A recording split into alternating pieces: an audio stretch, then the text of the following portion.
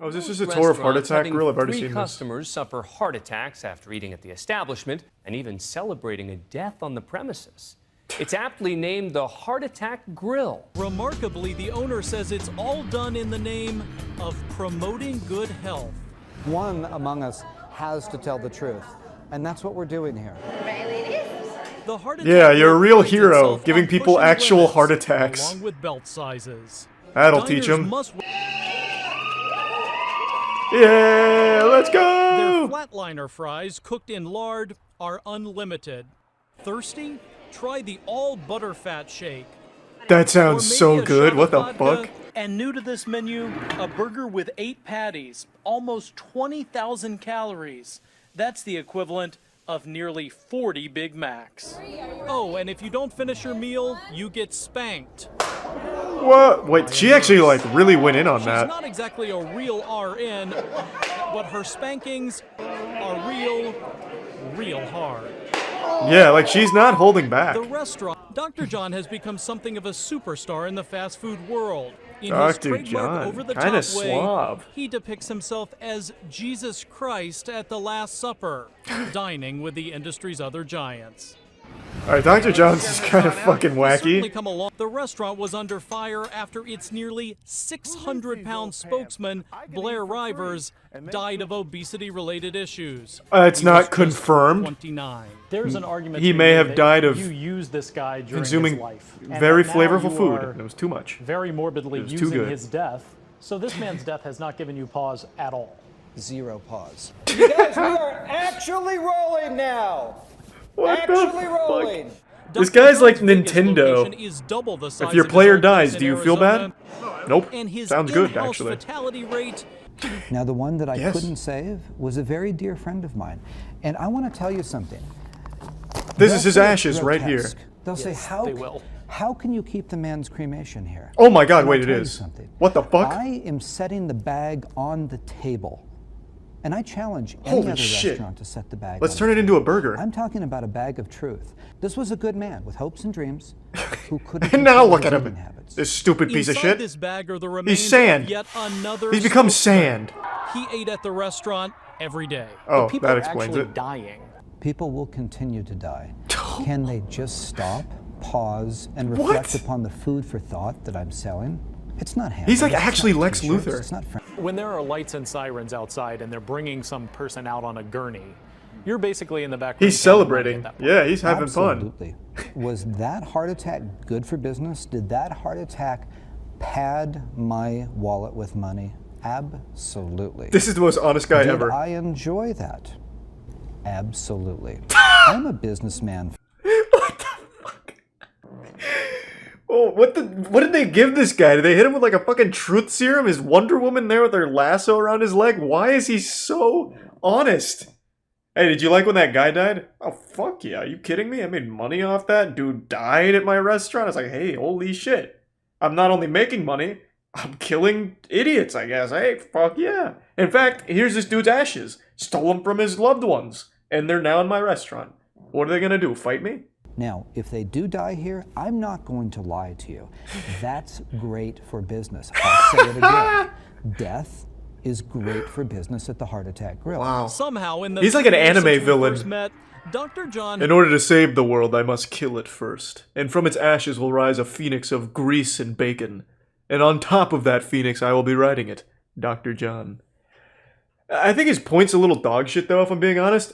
Like, other places obviously sell shitty food, but he is going way out of his way to make the food as detrimental to your health as humanly possible.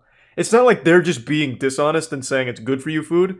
Like, they're not like hiding that it's bad for you. But he is doing the most he can to kill you with it. So it's a little dishonest to compare the two. It's not like it's a matter of honesty or not. You were actively trying to make it worse for them. in a city near you. Fine, son, keep eating. I'm Ryan. Wasn't his point that he's not selling shitty things to kids? Is this not a kid eating this? Didn't he make that exact point? Like, I'm not selling this awful death to kids, only these consenting adults. And then in the same interview, there's a kid. Oh, without parental guidance. Oh, did he say that part? I didn't say that. I didn't see that. Or remember hearing that, rather. Why does it matter if they're... What? I don't really understand though. Why would that matter if they're supervised or not? It's the same food. That guy's nutty. That guy was actually fucking wild. Is there any more from Dr. John? Did he die of a heart attack at his own restaurant? I wonder what's in his will. Like, if he does die at that restaurant, what does he want? Like, make patties out of his corpse? Parade it around? Taxidermy it and hang it? I bet he's got a crazy plan for it. In 2013, John Ailman, known as the Heart Attack Grill's daily customer and unofficial mascot, died after suffering a heart attack and collapsing as he stood at the bus stop in front of the restaurant. He was the inspiration for the Patient John character seen around the restaurant. In 2017, Man, Business that's Insider rough. talked to John What? Basso about this disturbing patient. So oh my god. Not only did he die at the restaurant because of all the fucking horrible food, and not only does Dr. John have his cremated ashes like it's seasoning for his patties, he also used him as a cartoon character to continue to promote it to other people? Oh, wow. That's fucking awful. Because if you stop and realize it, I put out a broader, far-reaching message about health and fitness than any other physician You in absolutely America, haven't, though. period. His reasoning No one is thinks of that Heart Attack obesity Grill is and still a thinks of, problem in America, I should eat healthy. despite all the work done by Nobody. the fitness and changing experience Really? All of for you his do? customers. I can't tell if you're memeing or not. So his message of, I make this food that kills people, so it should teach people about not eating unhealthy, is somehow being conveyed to you? Because that's not what I get. If this guy, like, it's a little different when he's going out of his way to make the food as deadly as possible, right? And is happy when people die from it. I don't think the message really gets across. It's more like he found a way to capitalize off the most gluttonous people in society and make a lot of money off it, while also being able to take a bit of a high road, even though he literally has killed people from it. I wouldn't necessarily say the message gets delivered very well. That's like saying because McDonald's exists, it has taught me to eat healthy. I just don't think that really works. In 2013, he was on Bloomberg's In the Loop with Betty Lou to talk about his food when he pulled out a plastic bag of powder and put it on the desk. That's Then he said, John's ashes. I'm here with the cremated remains of someone who died at my restaurant. He died of a heart attack at my restaurant, and I'm putting the bag clearly on the table. I wish that Burger King, McDonald's, and everyone else would do the same thing. When a shocked Lou pointed out how grim things had suddenly That's gotten, pretty bold. Basso agreed. As he put it, absolutely, because the entire fast food industry is pretty grim. The former employee said that there were more repeat customers than one might expect, like locals who would frequently take advantage of the free meal offered to anyone weighing over 350 pounds. She also revealed some distressing another thing. memories, like the time Offering that a male free customer food for the passed morbidly out and obese an ambulance had to be isn't called. delivering As a she message of you should recalled, eat the healthier. manager made me It's take doing the out my cell opposite. phone It's to rewarding record you a for video it. of the whole poor diet certainly does seem that it can contribute to risk over time, but no one has yet shown that it has an immediate effect that can precipitate the heart attack. I don't know Thus, about there's that. little I to feel no like evidence that a one-time trip to the heart the attack people grill there is going to are cause a at heart risk. attack. Everyday And I think Health it can echoed that exacerbate. sentiment in a 2011. Poor diet certainly does seem that it can contribute to risk over time, but no one has yet shown that it has an immediate effect that can precipitate the heart attack. I don't know Thus, about there's that. little I feel to no like evidence that a one-time trip to the heart the attack people grill there is going to are cause at a heart risk. attack. Everyday And I Health think it can echoed that exacerbate. sentiment in a That was so much more interesting than I thought it would be. I've known about Heart Attack Grill for quite a while. I actually remember back in, must have been college, I was reading about Heart Attack Grill. Didn't know it was so deep, though. Wow.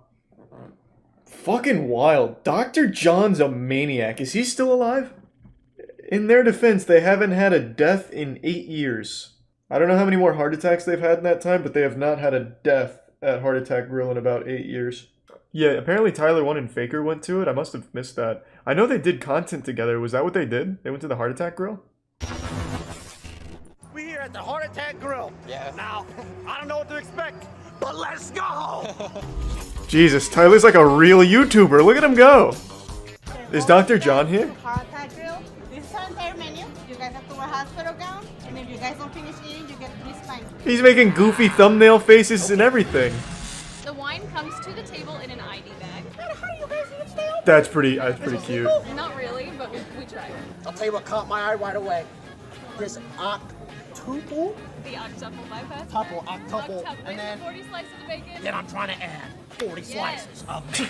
Any sides? Fries, and then I'm also trying to get this. What the chocolate fuck is he doing? So it's actually made with almost a You're gonna give me a full steak. I'll take a full steak. Yeah, I did tier 1 Wallborg. single.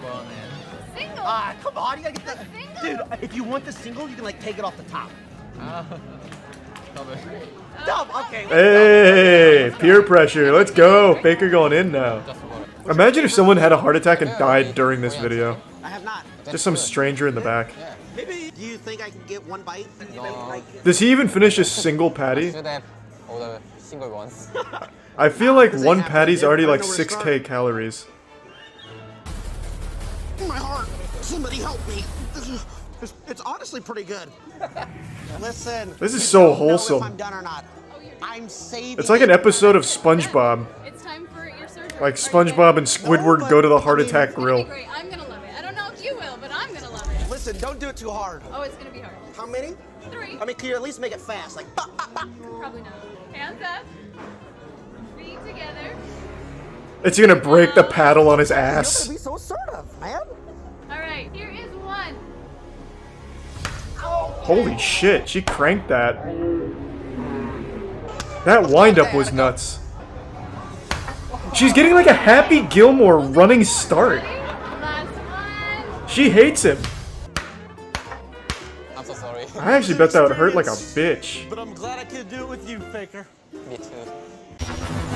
That was so fucking wholesome. There have been more fights at Waffle Houses than the entire history of the Roman Colosseum.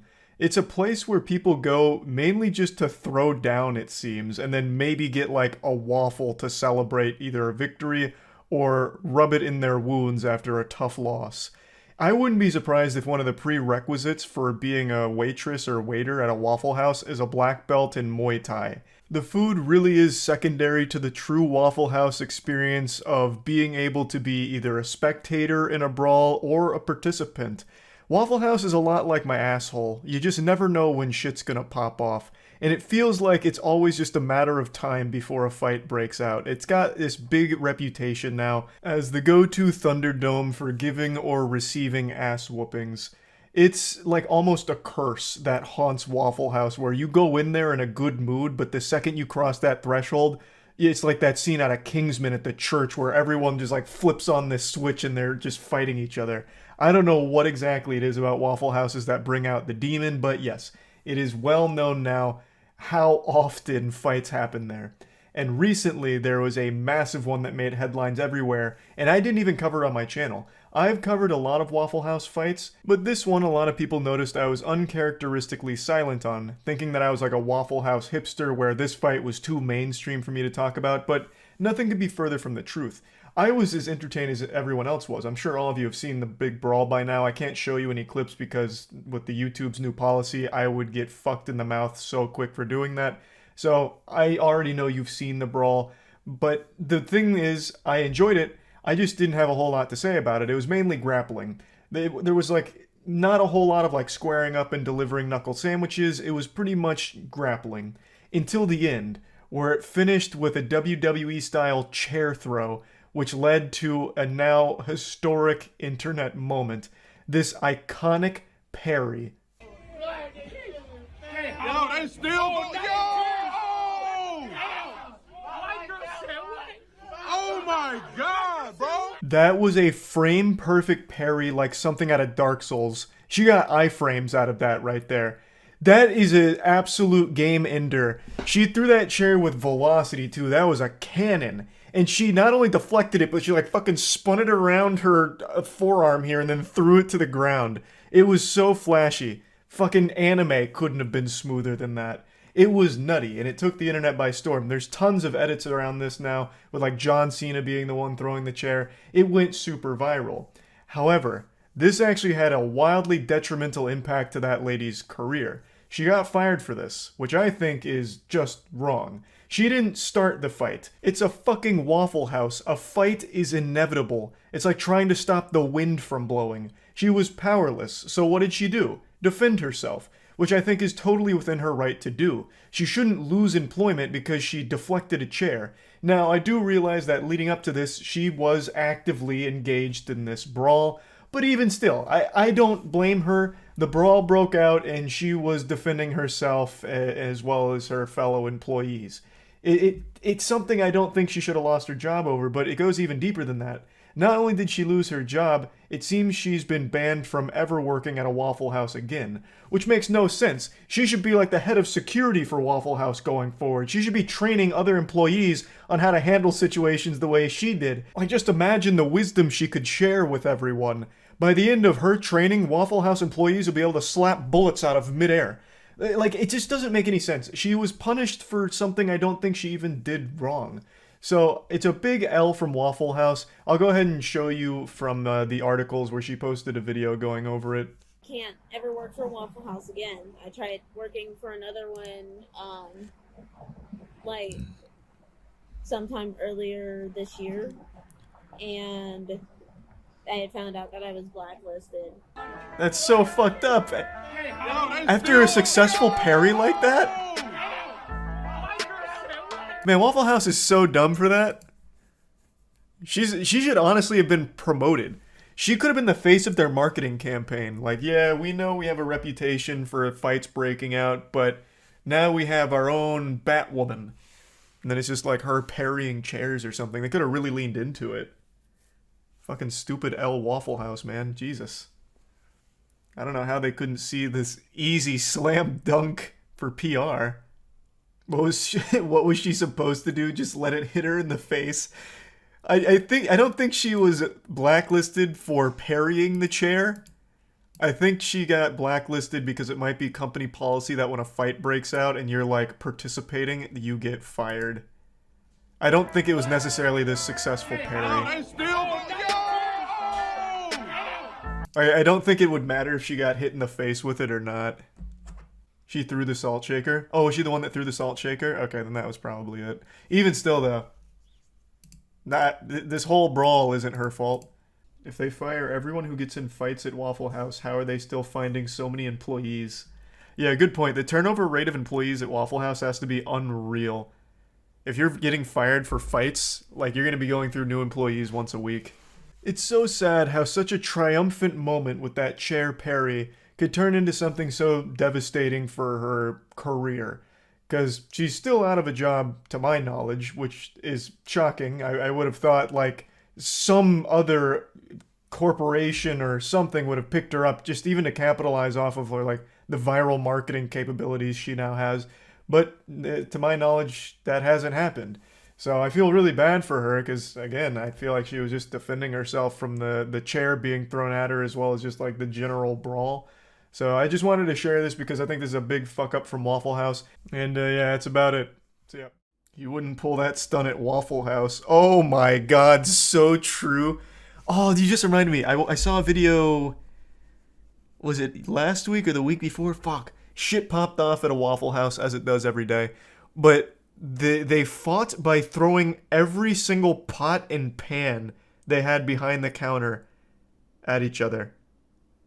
Does anyone know what video I'm talking about, and how can I find it? Because that shit was crazy. I've never seen so many, like, objects flying through the air. Beef for breakfast wasn't what Christopher Campbell wanted when he placed his order at Waffle House. What a okay, hats off to the local news here. Beef for breakfast, huh? I like that. What an immediate hook into the story. Good shit.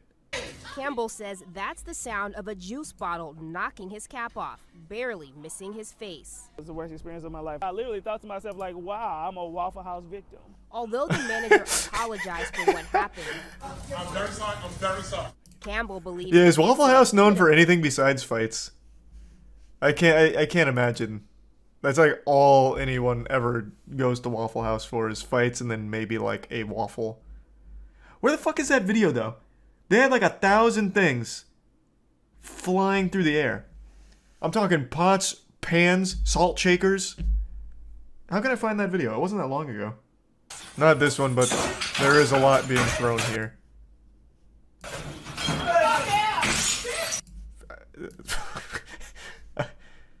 This isn't the one I was thinking of, but there is a lot of glass being thrown here.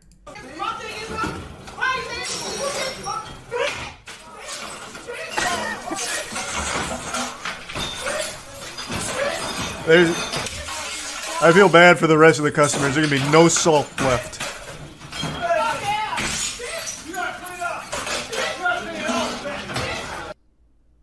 Damn. What a waste of good condiments.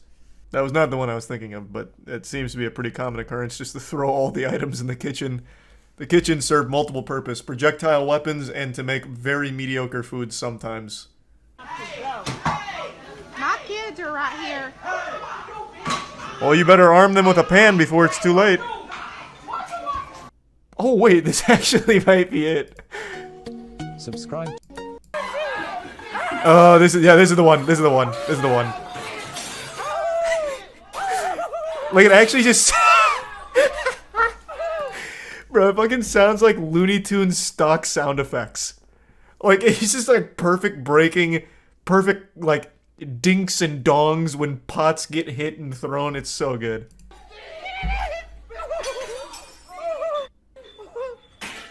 Oh, that wasn't even a spirited toss. Oh god, watch out! No, come back! You haven't finished your waffle. Then break a plate over their head. Luckily, the last thing you need at Waffle House is a plate. The #1 item they should have is like boxing gloves for you. Really throw it down efficiently. They seat you by weight class. Here's our featherweight table. You can fight anyone in this section. But if you cross over here, you're getting 5 plates thrown at you. Yeah, I've been to Waffle House probably only like maybe like 8 times in my life. I haven't seen any crazy shit. I've heard arguments, but I have never seen like actual crazy shit, and I think it's the time, because the only times I've ever been to Waffle House, even when I was younger, it was late as fuck. Because they're always open somehow. I'm pretty sure they stay open during hurricanes, if I remember correctly. They have a corporate philosophy that if there's a hurricane or a storm, they try and get their stores open. It doesn't matter if they don't have power. It doesn't matter if you don't have gas. Yeah, that sounds like Waffle House. Yeah, if Waffle House is closed, something has gone awry. Something has gone wrong. Come hell or high water, Waffle House will be open somehow. Cooking waffles on pure hope. Yeah, they just rub the waffle between their hands really quick and hope to like get enough friction to heat it up somewhat. It amazes me how this is legal. I think Waffle Houses are just like a government-sanctioned fight club. Like, I don't even think they're formally recognized as a restaurant chain. It's just kind of like the Octagon, but in a more official capacity. Like, instead of the Thunderdome, we have Waffle House. Because if you go to a Waffle House, it's almost set up for a fight. It's like, it's an ingenious design, honestly, that's super conducive to like a full-blown brawl. Because the kitchen is right in front of you, but it's also sectioned off. So you come in immediately looking at the kitchen, so you have all of your weapons right in front of you that you can immediately start scoping out in case things get a little hectic. And then you have nice hallway right in the entrance, and then 2 side wings for like a brief respite. So you can go to like one of your corners, get some water, maybe get a waffle in between rounds, and then come back to the middle and throw down again. They're the PvP enabled zone. Yeah, pretty much. Look up Waffle House Index. What's that? Is that a video or like a philosophy? There's an actual metric scale called the Waffle House Index that is used for when there's a storm. Green means there's power. Yellow means they have to use a generator. And red means the restaurant...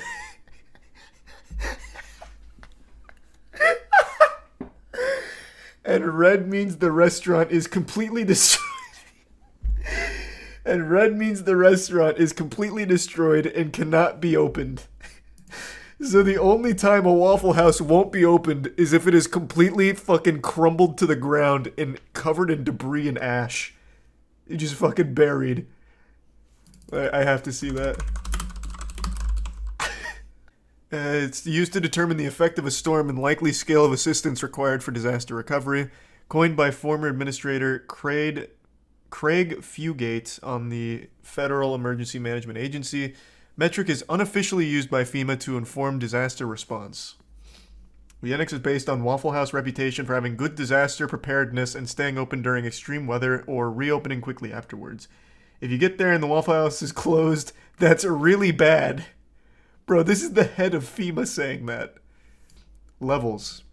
The index has 3 levels based on the extent of operations and services at the restaurants following a storm. Green, full menu. Restaurant has power and damages. Did the stream go fully down or just pause?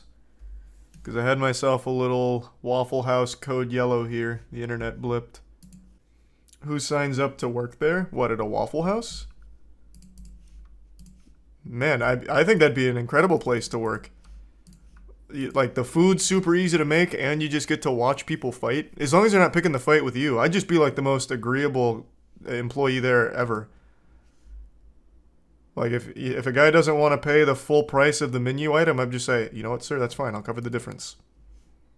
Like, as long as he's not picking the fight with me, I think that'd be a really fun place to work. Just let them, like, fight outside of our zone, and we just watch. You have to clean it up. Well, yeah, so I'd probably just quit. After the first fight involving broken plates and shit, I'd probably just quit on the spot and then just go work at a different Waffle House. Just bounce around. Scroll up to the first image. It's an example of Code Red. Where? This? Oh, this was a Waffle House? Oh, no. Oh, that is indeed a Code Red. Damn. Fuck. I'm surprised they didn't try opening with just these 4 seats. Oh, I didn't realize what this was. I thought this was like a Waffle House under construction. It's a fallen soldier, I see. But the only reason why, like, there were more plates thrown at Denny's during their brawl than at Waffle House is because Waffle House doesn't have that many items. I'm pretty sure once a plate gets thrown at a customer, it never gets replaced.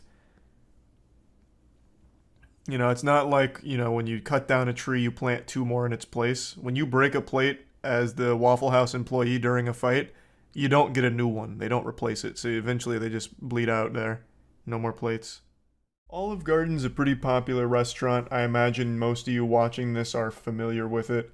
But have you ever been sitting down enjoying a mediocre meal at Olive Garden and you think to yourself, geez, you know what would really brighten up these flavors and bring out the umami of my soup? A severed rat's foot. My guess would be probably not. I can't imagine that's a thought that's popped into many people's mind while eating at Olive Garden. But it did at least for one person, allegedly. There is an ongoing lawsuit that just got filed recently where a customer is claiming that Olive Garden served him a severed rat's foot in his soup, and he dropped a picture of it. So it does appear to be a severed rat's foot. This may have come straight from Splinter himself, and the Teenage Mutant Ninja Turtles are going to be really upset about that. Obviously, the customer was also upset because he really didn't want to be biting on Stuart Little while he was eating his soup. So he filed a lawsuit. He's claimed that this was a huge health risk. It cut the inside of his mouth, and more than anything, it just became an emotionally traumatizing experience. Which, you know, I mean, that sounds about par for the course. Nobody enjoys chewing on a rat's foot that they didn't order. So this seemed like a big old mistake here from Olive Garden, a big boo-boo. But it's not so cut and dry, actually. There's a lot of layers to this onion. There's potential that this rat's foot was planted here as a way of getting money out of a lawsuit from Olive Garden, because this kind of lawsuit has actually happened in the past in a very similar way. So Olive Garden's not going quietly into the night. They're fighting back here. They're not just going belly up, letting Hulkmania run wild on them. They're not looking to settle with some undisclosed financial amount to try and bury this or anything. They are pushing back against this lawsuit and all of the claims. And it's pretty interesting. If it turns out he did travel with his own rat's foot to plant here in order to try and scam Olive Garden, it wouldn't be the first of its kind. Something very similar actually happened to Wendy's a while ago with a severed human finger, which turned out to be part of a scam, and the culprits faced real hard consequences for it. We'll get to that story here in a minute too. I want to talk about this whole the scope of food-related body parts, both human and animal. So I've been thinking about it a little bit. To serve someone a severed rat's foot would be extremely hard to do on accident, because you'd have to get a rat and then knowingly cut its foot off and then put that in the soup. Like, that wouldn't be something that would just be a whoops-a-daisy moment, didn't mean for that to happen. That would be a planned, calculated event if that were true. There have been those cases that are legitimate where like a small rodent or like a cockroach or something falls into a deep fat fryer and someone ends up getting served a fucking fried rat. There have been real cases of that. That wasn't like some kind of malicious, I'm gonna fuck this person in the face with a fried rat type event. That was a, whoop, this rat just fell in the deep fat fryer and people weren't paying enough attention to recognize it and get it out of there, so it ended up getting served to a customer. Those have been reported in the past as real. But in this case, it wasn't the whole rat. It was just his severed leg. Like, you couldn't accidentally serve a severed rat's leg unless one of the chefs brought it from home because they were making a witch's potion in the back of the Olive Garden and it called for a rat's foot as one of the ingredients. Just like practicing alchemy back there. Like, there's no way you could accidentally have a rat's foot in that kitchen because someone would have had to cut the rat's foot off and then knowingly put it in a soup. And beyond that, there are some sketchy things that the customer and his legal team are doing that don't make a whole lot of sense if this is all authentic and legitimate, if he actually did get served a rat's foot at the Olive Garden. Like, they're being very shady with how they're going about this. So I personally lean more on the side that I think this is likely, potentially, a case of a customer bringing this in order to try and get money out of a lawsuit from the restaurant. But they chose Olive Garden.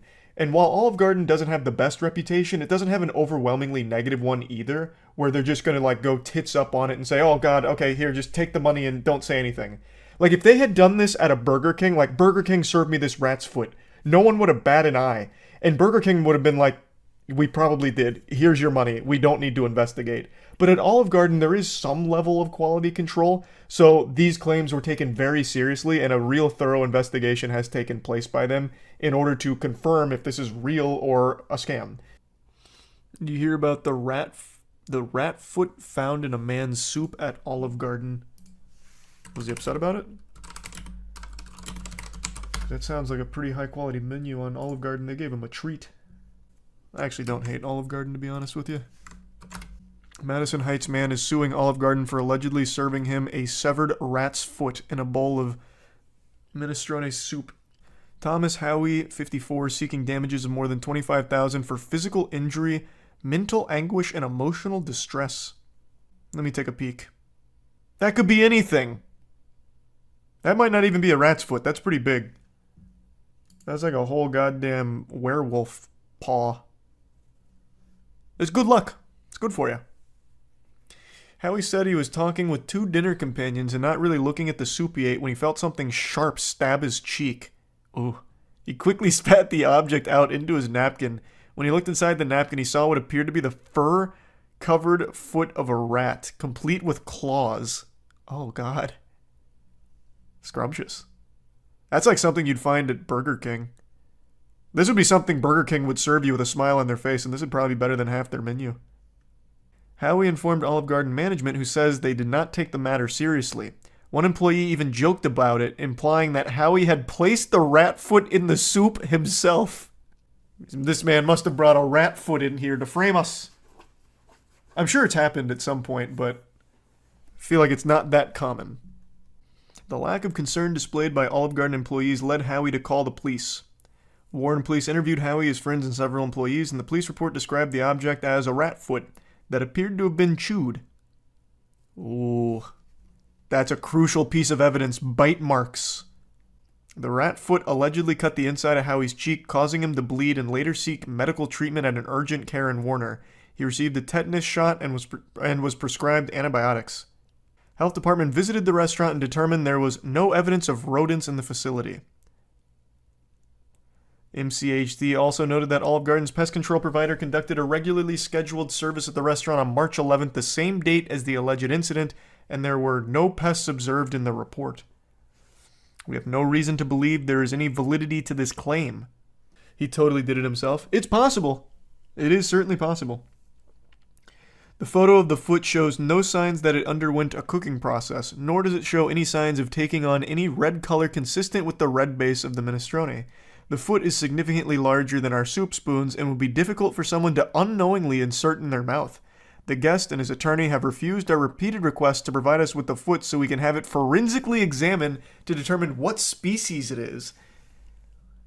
Since the incident, Howie has suffered a loss of appetite and an aversion to meat, fear of eating at restaurants, nausea, trouble sleeping, and increased depression. Well, this was all fake. This was absolutely a scam. Planted. Case closed. They won't even turn over the foot. They still have the foot and won't give it to them to forensically examine. Liar. That's case closed. That is crazy, though, if he started biting on the foot himself, though. He's like, all right, I'm doing it. I'm gonna get 50 grand out of this. I swear to God. I'll eat a rat's foot. It happened decades ago at Wendy's. The lady put a severed human thumb in her chili for a payday. What? Police identified severed finger in a Wendy's chili case. Wendy's chili finger lady comes clean. She could only keep quiet for so long. The scam drew international headlines and made millions of people think twice about ordering a cup of chili from Wendy's. Now the woman at the center of the chili finger case is talking about the infamous finger food crime. So this one is a confirmed hoax. In 2005, Anna Ayala was dining at a San Jose Wendy's restaurant when she claimed she chomped down on a partially cooked segment of a human finger. The fast food chain suffered an estimated $21 million in lost business. How do you calculate that? Do you do like an exit survey to your regulars? Like, hey guys, why aren't you ordering the chili anymore? Seems like such a hard thing to quantify. Her husband, Jamie Placencia, got the severed finger from a coworker who lost it in an industrial accident. At least it was ethically sourced. He didn't cut the finger off himself. He went to someone who had already lost it and kept it as a souvenir. I guess on like a keychain or something. Both Ayala and Placencia pleaded guilty. A was sentenced to 9 years in prison but was released after 4 years on good behavior. There's one condition to her release. She's not allowed to step foot back in the place that made her famous. A life without Wendy's? Is that even a life worth living? She'd been out of prison for about a year and living in San Jose, but until now she's kept quiet. Placencia is still serving time for his role in the scam. A is coming clean now. In an exclusive interview with CBS 5 this week, she apologized and revealed a deep secret. I cooked it. So hype. As if that was even up for debate. Obviously, Wendy's didn't fucking cook it. During the interview, she said she prepared the piece of ring finger at her Las Vegas home, then drove it to San Jose where she dropped it in the chili.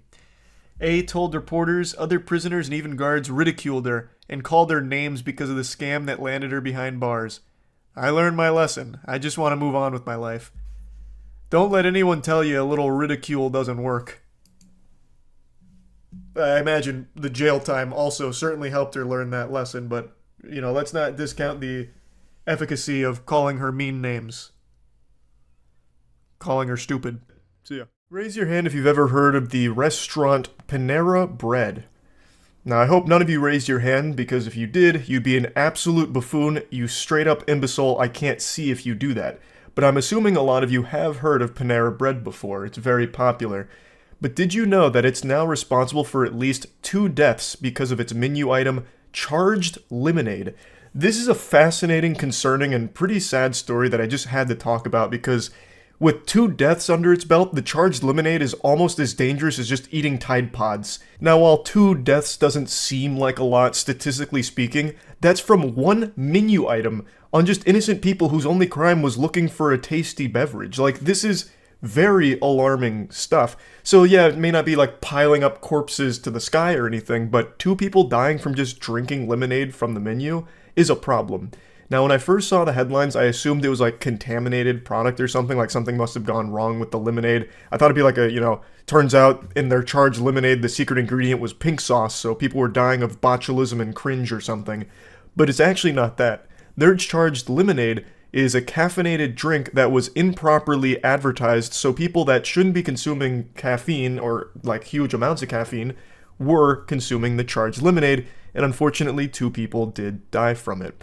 And it is a lot of caffeine in the charged lemonade. It's not like just a couple tiddlywinks worth of caffeine, it's a lot. Now, the most recent death is that of a 46-year-old man from Florida whose family has now filed a wrongful death and negligence lawsuit against Panera. Now, his name is David Brown. He had high blood pressure and didn't consume energy drinks, but in the lawsuit, he said he believed the charged lemonade was safe since it was not advertised as an energy drink. It was offered in the same place as the restaurant chain's non-caffeinated or less caffeinated drinks, which is obviously a huge problem because there are people with underlying conditions that should not be consuming a ton of caffeine. This is the perfect example of that. That's why you need to properly label these beverages, because they can be legitimately dangerous to people that aren't aware of what's in them. According to the lawsuit, on October 9th, Brown had the drink 3 times during a visit to Panera Bread. Apparently this was part of like their endless sipping offer. I don't know what it's called at Panera, fucking Super Sippers Deluxe something, the sip package, where you can get like refills, multiple refills. So I'm assuming he got this refilled 3 times in Florida, and on his walk home he suffered cardiac arrest and died a short time later. He had ordered a Panera charged lemonade at least 7 times over the course of 2 weeks from September to October. An extremely sad situation that was easily avoidable. David Brown knew about his underlying condition and did everything he could to avoid anything that would cause him problems, but he simply didn't know that the Panera charged lemonade was a highly caffeinated drink. And unfortunately, it led to his death. Now, I do think this information is worth sharing here. Brown had a chromosomal deficiency disorder, developmental delays, some blurred vision, and a mild intellectual disability. He had worked at Publix for 17 years and would regularly go to Panera after work for meals as many as 3 times a week because, according to the lawsuit, he said the chain advertised as being a healthy alternative to other restaurants.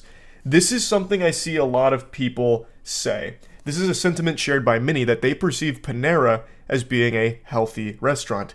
And unfortunately, I too once believed this, but that's just not true. Panera is not healthier than most other chains. It's just genuinely not. If you actually look at the nutrition facts of what they serve, it's just as unhealthy as pretty much anything else you'd find elsewhere. You could probably find a Wendy's meal that might have more nutrition than some of the macros that Panera's offering. It is not necessarily a healthy place. It has some healthy options, sure, but so does fucking McDonald's too. Panera is not a healthy restaurant, especially not its soups. Its soups, some of them still have trans fat. I thought that shit got outlawed by the Geneva Convention, but no, like their broccoli cheddar soup does still have fucking trans fat in it. So it's not a great place to be eating if you're looking to be eating healthy, and it's certainly not a safe place to be drinking, I guess, with the charged lemonade out here like a fucking assassin taking people down. So I did want to just briefly mention that. Now let's talk about the other death that is being blamed on Panera's charged lemonade. A 21-year-old university student named Sarah Katz died of cardiac arrest after drinking the beverage in 2022. She was diagnosed with a congenital long QT syndrome type 1 when she was 5 years old, so she had an abnormal heart rhythm, which could be life-threatening. And according to the lawsuit, the charged lemonade was not advertised as an energy drink at the time that Katz ordered it. So Katz's family claimed that she didn't know that the drink had high levels of caffeine because it was inadequately labeled, and alleged her death is a direct result of drinking it. Which I think is a very fair assessment. I imagine that a highly caffeinated beverage like the charged lemonade would be extremely bad for someone with her condition. So I do think that is a huge component of what led to her death. And according to this lawsuit as well, Panera just wasn't advertising the charged lemonade as being like a super caffeinated drink when they should. According to what I can find, the caffeine levels on the small are about 260, whereas if you get the large, it's 390 milligrams of caffeine, which is a fucking ton. And once again, the claim is being made that it was offered side by side with all of the store's non-caffeinated or less caffeinated drinks. It was not advertised as an energy drink, nor were there any warnings to consumers, which is completely unacceptable, because again, there are just people that can't drink that. But they wouldn't know that they can't drink it if it's not properly labeled as being a highly caffeinated drink, thus led to these situations, allegedly. It's just so easily avoidable if they had just said, hey look, charged lemonade, packed out the fucking wazoo with caffeine. Have your entire week's worth of caffeine allowance in a single sip. A goddamn chug jug of rat poison would do less damage to your body than the Panera charged lemonade. And especially with like the refills, what a diabolical combination. Now, Panera has responded with the most expected response. Panera expresses our deep sympathy for Mr. Brown's family. Based on our investigation, we believe his unfortunate passing was not caused by one of the company's products. We view this lawsuit, which was filed by the same law firm as a previous claim, to be equally without merit. Panera stands firmly by the safety of our products. It's not so much the safety of the lemonade, because most people can have 1 or 2 lemonades, though if you go to like 3, 4, even 5 charged lemonades, God rest your soul, it's gonna look like a crime scene. Your fucking heart will explode with this amount of caffeine. If you have like 5 charged lemonades from Panera, you better start writing down like your last wishes, because you're not making it out alive. So it's not so much like the product is unsafe to consume, it's that it wasn't properly labeled or properly conveyed to consumers how much caffeine was in there, so people that are sensitive to caffeine or have underlying conditions were drinking it, and it potentially led to these 2 deaths. Now, in the case of Sarah Katz, her friend said that she was very aware of her health and was very vigilant to avoid caffeine. She never drank coffee, so this indicates that she would be very much in tune with avoiding the charged lemonade had she known that there was so much caffeine in it. So Panera told ABC that there is still an ongoing investigation, but they did say, we were saddened to learn last week about the tragic passing of Sarah Katz. While our investigation is ongoing, out of an abundance of caution, we have enhanced our existing caffeine disclosure for these beverages at our bakery cafes, on our website, and on the Panera app. Which is the whole point. You didn't do enough to make sure consumers were educated on how much caffeine was in there, or even if it was a highly caffeinated drink in the first place, if it was surrounded by other non-caffeinated or less caffeinated drinks. Like, you can't just fucking sneak it in there in between, like, the orange juice and the water. People are going to make the assumption, like, oh, this is probably just some kind of wacky lemonade. Most people wouldn't draw the conclusion, like, oh, this is probably a 400 fucking milligram bomb of caffeine. So it's just a matter of, you needed to more effectively communicate to consumers that this is extremely caffeinated, because it's dangerous not to. So yeah, buyers beware out there for any Panera enthusiasts. Maybe avoid the charged lemonade just in case. Just wanted to go over this a little bit. Pretty sad situation all around, though. That's about it. So yeah. Charlie, Vital Pharmaceuticals went bankrupt. Bang Energy going broke. Oh no! Oh goodness, not Jack Owak. Oh god. Bang Energy parent company files for bankruptcy. Why? You telling me an absolutely unhinged CEO going rabid and making absolute... I don't even know the right word to describe his claims.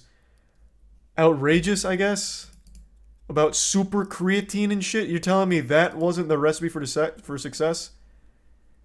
And having women dance around and rub themselves over Bang Energy to sell it wasn't enough? You think this is it for Bang? Oh, I have no idea.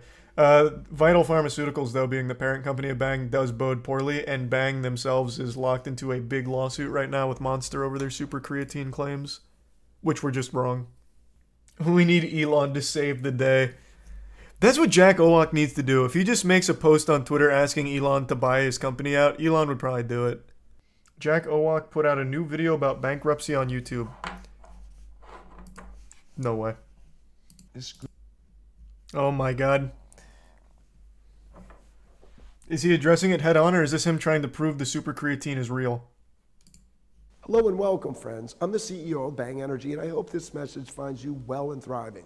With all the recent news and everybody from Bloomberg to BevNet being obsessed with Bang Energy, there have been numerous questions regarding super creatine and whether it's real. I can assure you that super creatine is real. Just like creatine monohydrate or any other forms of creatine, super creatine increases free creatine in plasma and blood and muscle. Oh yeah, if this is your first time seeing Jack Owak, you're in for a wonderful surprise. This man dresses like what every 12-year-old boy in 1994 thought was cool fashion. He has like these awful, awful chains, the worst suits imaginable. I wouldn't be surprised if in the next clip we see him in some parachute pants.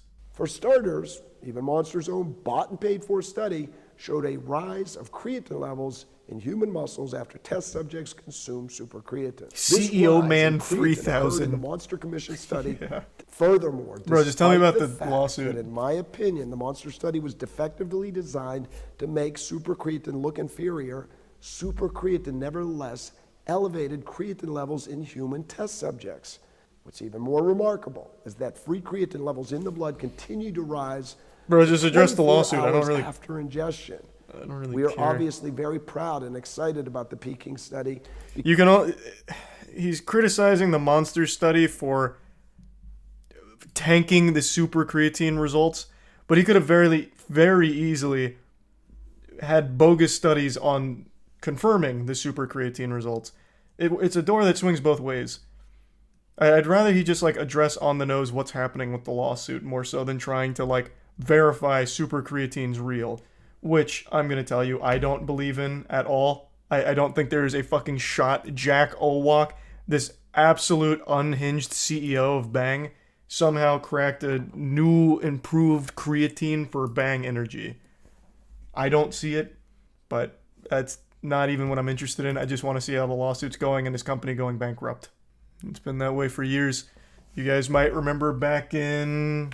when was it? I think it was the 60s. Can't remember. We even went over it on stream.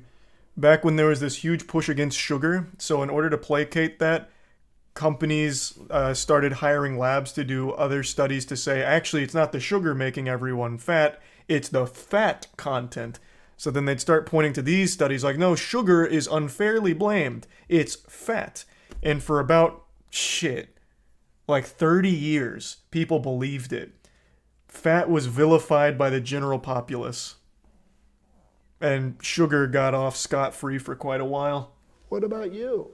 In a recent trial against Monster, we were issued a $293 million verdict. Yeah. This alone would cause almost any company to file bankruptcy. This, however, does not mean Bang is going out of business. Quite the contrary. Chapter 11. We're doing better now than ever. Reorganization to keep our business alive and to pay our creditors over time. Jack, I'm going to be your business strategist here for a moment. You need to invest in even more chains and more almost nude women to promote Bang. We need to double down in the sectors that are going to make us pop off. And that's you as the influencer face on the YouTube channel and surrounded by all of the Bang Energy women like rubbing it in their ass crack and all that. That's where we need to put our focus for marketing, and we will survive this, I have no doubt, Jack. Let me repeat that, my friends. Bang Energy will be doing business as usual. Amen. In fact, with our new decentralized distribution system, I believe that you'll be able to find more flavors of Bang Energy in more places than ever before. In addition to our eloquent... That's not, like... that's not, like, the great flex he really thinks it is. The bankruptcy reorganizing isn't a great thing to even spin positively. It's just coming across more sad than anything. But hey, to each their own, baby. What about you? Nope. Creatine monohydrate has terrible You shouldn't ask me solubility that. in water. I once stirred and left creatine monohydrate in a glass of water overnight, and the creatine monohydrate never dissolved. However, super creatine is highly water soluble and goes into solution within a few minutes. That sounds pretty darn super to me. What about you? Still no. Super creatine is stable in a beverage and Still fucking no. All of this is just easily faked and easily manufactured and manipulated. It's just fucking worthless. It really is. And especially because you're only citing one study. You are still only citing a single study that was performed outside of the US, I'm pretty sure. Who was it? I believe it was Peking Bio. It's for international students taught in Chinese. So it is outside of the US, right? Is it in China? Water stable at room temperature. Other forms of creatine are not stable in water and over time degrade to creatinine. That sounds pretty darn super to me. What about you? You gotta stop asking me, This Jack. just Still not. in. We have preliminary evidence that shows that super creatine may have a half-life in human plasma for roughly 7 days. Furthermore, super creatine is made up of roughly 50% L-leucine. Where was that? You're not gonna cite that one? This just in. I made something else up real quick. Who performed that study?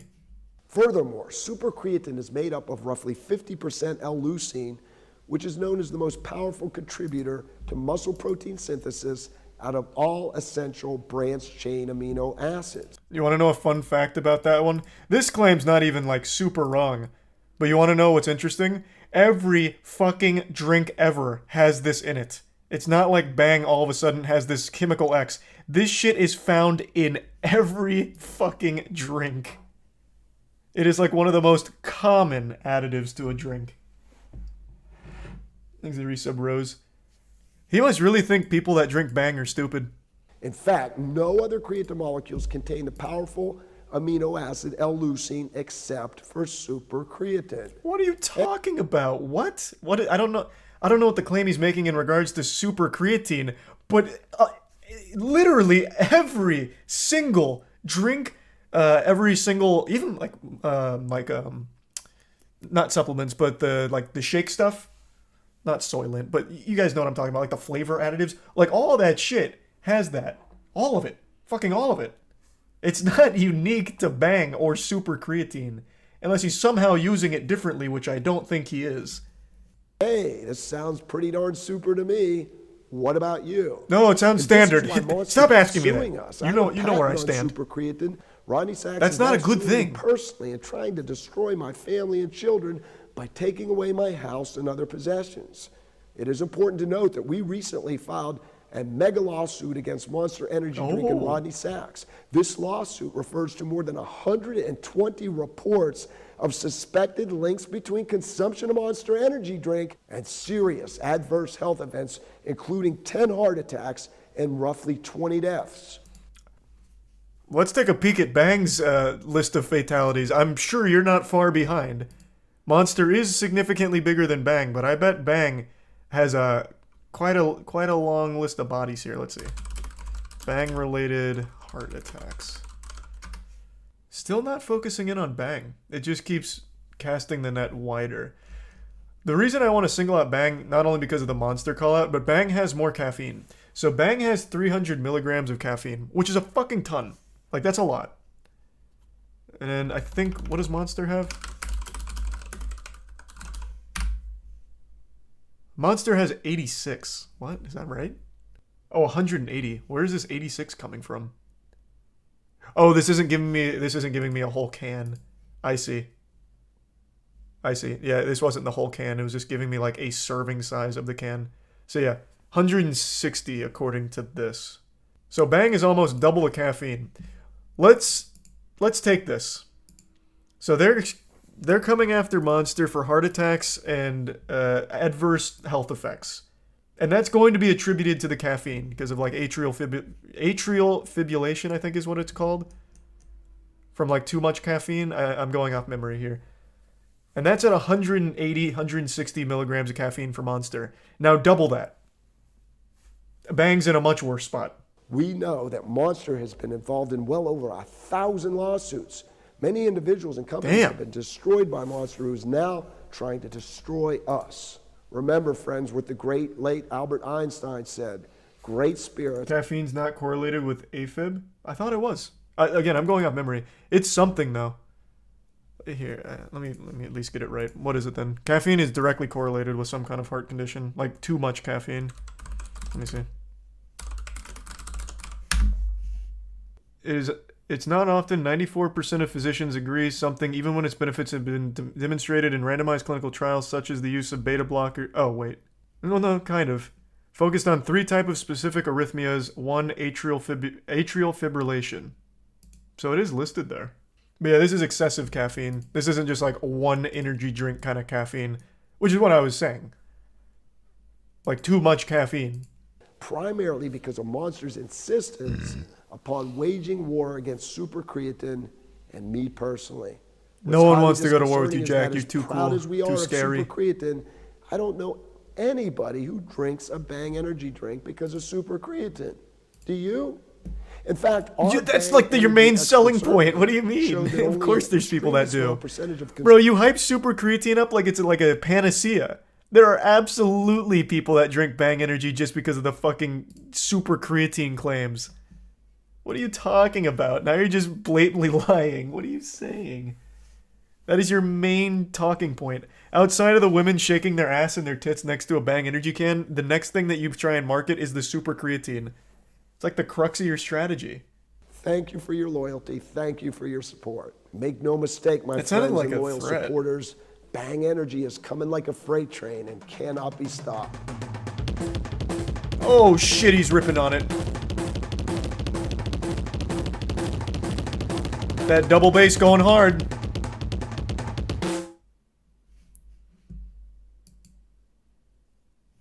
All right. I would say not the best defense of the massive, massive lawsuit, but it could have been worse. Bang CEO says yes to the dress. Oh, someone recommended that last time and I forgot. They made like their own documentary about themselves. Well, he made his own documentary about himself, and his family were just side characters in it. My fiance is Jack Owak.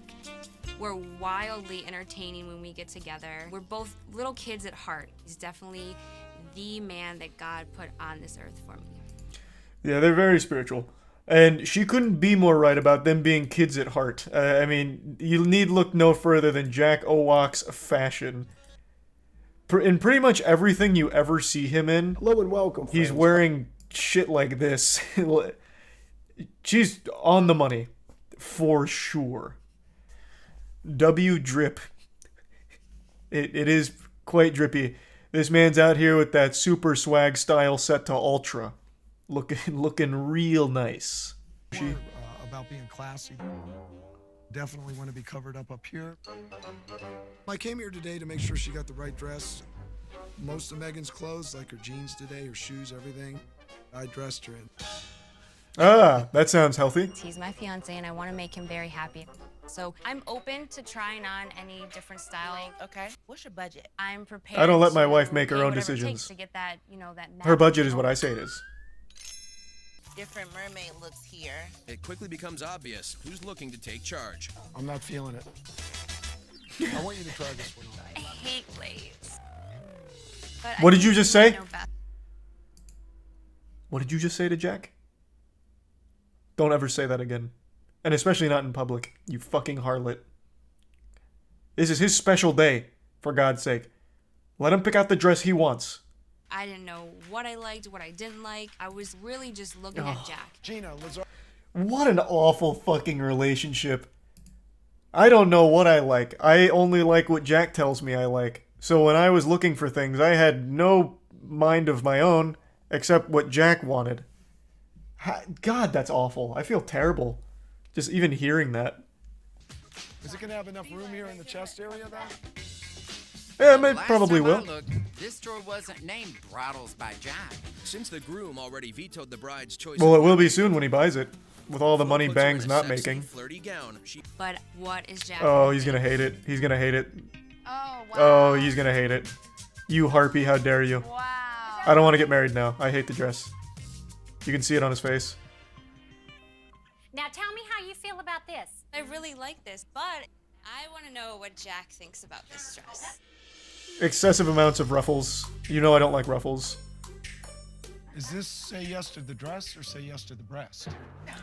Ooh, he had that one cooking in his back pocket. Tell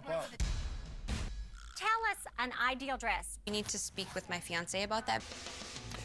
The ideal dress is something like a white hoodie, perhaps, and with a giant Bang chain, perhaps.